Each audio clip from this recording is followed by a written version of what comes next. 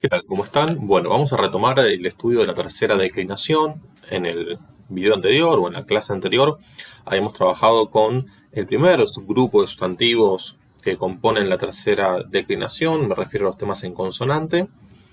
Vamos a dedicarnos ahora entonces a otro grupo de sustantivos que sigue un mecanismo de flexión temático, es decir, sustantivos que interponen entre la raíz y la desinencia de caso una vocal temática, y esa vocal temática, en efecto, es la I. Vamos a ver, en segundo lugar, un grupo sustantivamente menor de sustantivos, valga la figura etimológica, eh, sustantivos que pertenecen a los llamados temas mixtos, ¿sí? Que son sustantivos que en rigor declinan el singular según los temas en consonante y el plural según los temas en I. Ya lo veremos. Y en último término, vamos a ver sustantivos de temas aislados, que son un grupo francamente menor. Se los llama aislados porque en realidad tienen que ver con paradigmas irregulares, en definitiva. De manera general, sigue aplicando este mismo criterio que enunciábamos la vez pasada, a propósito del genitivo singular que invariablemente será en is como rasgo distintivo y cohesionador de este conjunto de la tercera declinación, y los nominativos que pueden ser o bien sigmáticos o bien con desinencia cero. Bien, estos son los sustantivos de tema en consonante que veíamos la vez pasada. Temas en I. Digamos en primer término que podemos tener distintos tipos de nominativos, distintas terminaciones para los nominativos. Si el sustantivo forma parte de los géneros masculino o femenino, vamos a tener nominativos en is, en es o en er. La mayoría de los sustantivos presentan un nominativo en is, donde la i corresponde a la vocal temática y la s a la desinencia de caso. Son nominativos sigmáticos. Esta terminación en is ya, incluso desde el punto de vista etimológico, presenta una alternancia vocálica con la terminación en es. De manera tal que podemos tener dos tipos de sustantivos, como kiwis, kiwis, o como nubes, nubis. Un grupo menor de sustantivos, que en realidad son sustantivos que en su origen tenían terminación en is, me refiero, el ejemplo que suele dar es imber, imbris, son sustantivos que provienen de una raíz terminada en vibrante, digamos, en el grupo labial más vibrante. Imber era la raíz, o es la raíz en realidad de este sustantivo, que con la vocal temática I y la desinencia sigmática S, la forma imbris, lo ocurrido con este nominativo es que la I se debilitó en nominativo, lo que produjo que quedara esta forma imbrs. La S, por asimilación regresiva, se volviera una R, imbr, doble R. La doble R se simplificara en una, imbr. Y la lengua desarrollara, por una cuestión eufónica, una E entre la consonante labial y la vibrante, de modo que se produce, mejor dicho, esta forma imber, ¿no? Este fenómeno se llama samprasarana, una denominación de origen sánscrito. Esto ya lo veíamos, no sé si ustedes se acuerdan, cuando hablábamos de los sustantivos de segunda declinación, del estilo magister, magistri, ager, agri, que hay un fenómeno semejante a este. Bueno, es lo que ocurre acá, ¿sí?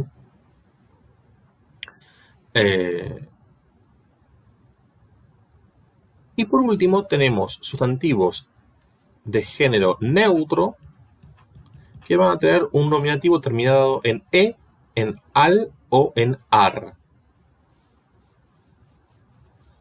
Veamos entonces los paradigmas completos en cada caso. Empezamos con kiwis, kiwis, que como observarán, la flexión no varía respecto de lo que vimos la vez pasada a propósito de los temas en consonante, salvo por el genitivo plural. Es decir, la gran diferencia entre los temas en consonante y los temas en i pasa por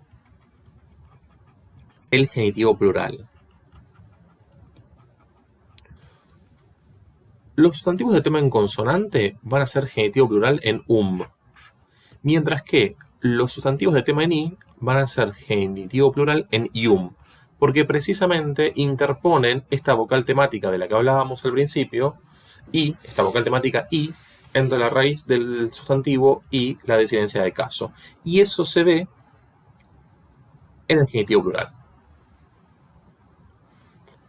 Si vamos al caso de nubes, fíjense que lo que cambia es que como el nominativo es en es y ya no en is, el vocativo también va a ser en es, por analogía.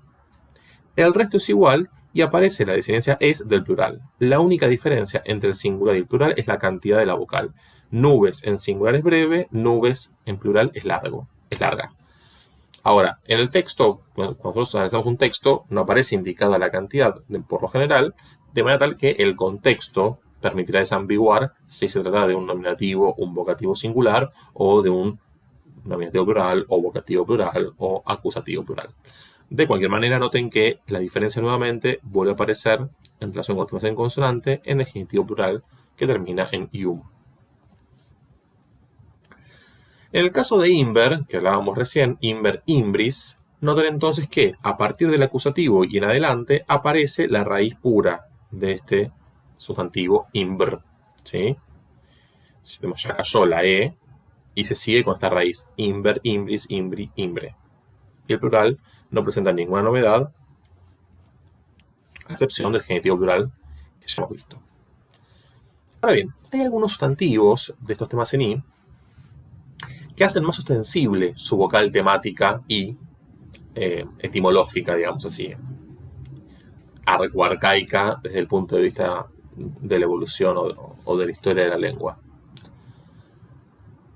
A tal punto, esto es así, que algunos sustantivos muy puntuales, vamos a dar los dos ejemplos más frecuentes, tienen una alternancia entre formas con la vocal temática i más evidente y formas estandarizadas por analogía con el resto del paradigma del tema de consonante. Es el caso de pupis. Pupis, fíjense que tiene un genitivo plural singular, acusativo singular en im, en alternancia, es decir, que coexiste la forma con el acusativo singular en em, pupim o pupem. Y la misma alternancia se va a dar en el ablativo singular, pupi, pupe. Y esto mismo vuelve a reeditarse en el acusativo plural, pupis, pupes. De hecho, se considera que el acusativo plural en is, para la tercera declinación, es un arcaísmo, es una forma arcaica. Algunos poetas la utilizan con cierta predilección, Virgilio es uno de ellos. Por lo demás, por supuesto que el genitivo plural va a ser siempre en ium, como todos estos sustantivos de tema en i. Y tenemos un sustantivo, que suele ser un ejemplo de este fenómeno del timbre i o de la vocal temática i más presente. Algunos lo llaman sustantivos de tema i puro o algo por el estilo. Es turris turris. Fíjense que hace acusativo en im, turrim, y ablativo en i, turri. Por supuesto, genitivo en ium, como todos estos.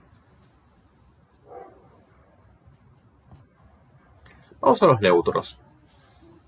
Tenemos neutros que terminan en e, neutros que terminan en al o en ar, que sería una variante de esto mismo. Los neutros, todos los neutros de los temas en i, se caracterizan entonces por hacer un genitivo en i, un ablativo singular, cualquier cosa. Genitivo en is, disculpen.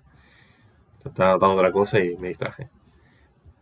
El ablativo singular va a ser en todos los casos en i, en todos los neutros, ¿sí? De los temas en i. Y en el plural, nominativo, vocativo y acusativo en IA. Es decir que interponen esta vocal temática de la que tanto estamos hablando todos los sustantivos neutros entre la raíz, mar, y la desinencia de caso para el neutro plural a. María, María, María. Genitivo plural, por supuesto, Marium. Lo mismo hace tribunal, tribunalis. Tribunali en ablativo, singular, tribunalia en nominativo, vocativo y acusativo plural. Por supuesto, tribunalium en genitivo plural. El siguiente grupo del que estábamos hablando es los temas mixtos. Y dijimos que es un subconjunto de sustantivos que para el singular sigue a los temas en consonante y para el plural sigue a los temas en vocal o a los temas en i. En realidad se los considera temas mixtos porque desde el punto de vista de la evolución de la lengua eran originalmente sustantivos de tema en i, pero que en el nominativo perdieron esa vocal. Entonces quedaron formas consonánticas en el nominativo singular. Tenemos algunos subgrupos. Forman parte de estos temas mixtos sustantivos monosilábicos terminados en doble consonante. NS, MS, RS, BS, PS, LX, RX. Como mons, montis, urbs, urbis. Digo, esto parece a simple vista ser un tema en consonante, ¿no? Mon, mont, parece ser un tema en consonante, pero en su origen son temas en i. Por eso hacen genitivo plural en ium. Se los considera temas mixtos porque en el singular tienen como esta apariencia más de tema en consonante y en el plural tema en i. En realidad son temas en i en su origen. Quiero decir porque en el singular los temas en consonante y los temas en i no difieren. La diferencia entre estos dos paradigmas se ve en el plural, no en el singular. O sea, decir que el singular es tema en consonante o tema en i, digamos, es lo mismo, no hay una diferencia. El punto está en el plural. Pero bueno, justamente como no se ve la vocal i o una vocal, digamos, temática en el nominativo, algunas gramáticas lo presentan como, bueno, temas mixtos porque en el singular funcionan como temas en consonante y en el plural como temas en i. Esto es discutible.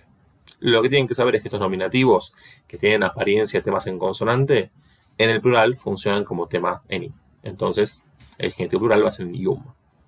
Montium, urbium. Hay otros sustantivos, también son muy pocos, que tienen un nominativo monosilábico con vocal larga o diptongo. Acá tenemos el ejemplo de dos y de faux. También lo mismo.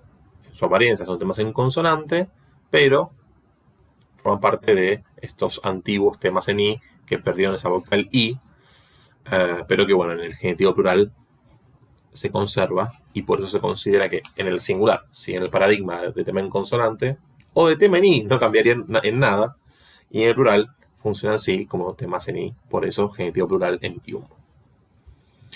Por analogía con estos sustantivos como dos y como faux, tenemos otros sustantivos que también siguen este paradigma. Fraus, fraudis, nox, noctis, mus, muris, nix, nivis, mas, maris. Algunos de estos hay que decir que tienen atestiguado también un genitivo plural en um, pero bueno, en principio, si los tienen que declinar, declínenlos con genitivo plural en ium. Lo digo para no mentir tampoco, pero bueno, se lo suele presentar de esta manera, en realidad. Pero digo, aparece, por ejemplo, la forma niwum, está registrada. A esto voy.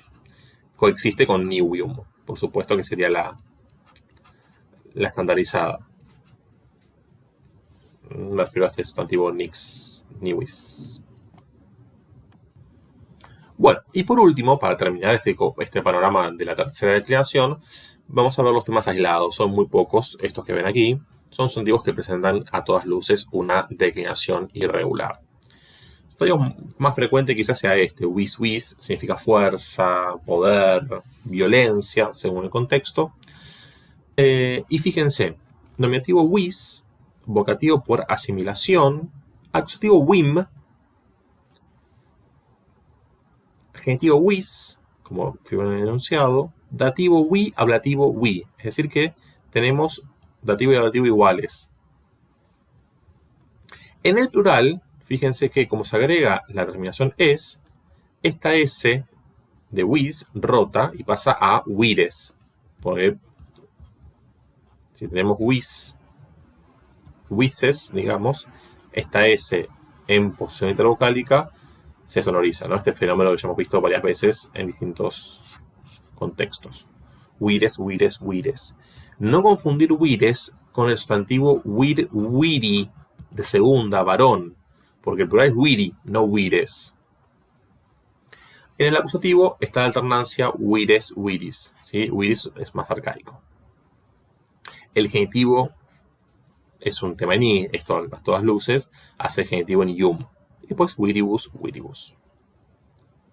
Pero bueno, fíjense que en el plural aparece la R justamente por efecto del rotacismo.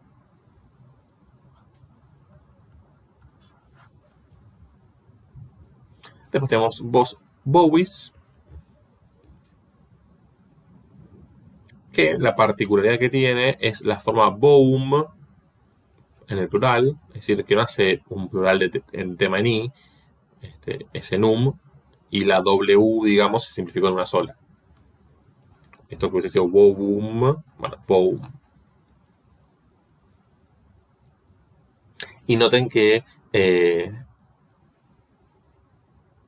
digamos, hay una suerte de forma sincopada en el dativo, en vez de bobibus, bobus. Forma sincopada en dativo y dativo plural. Con su apofonía vocálica o su alternativa bubus.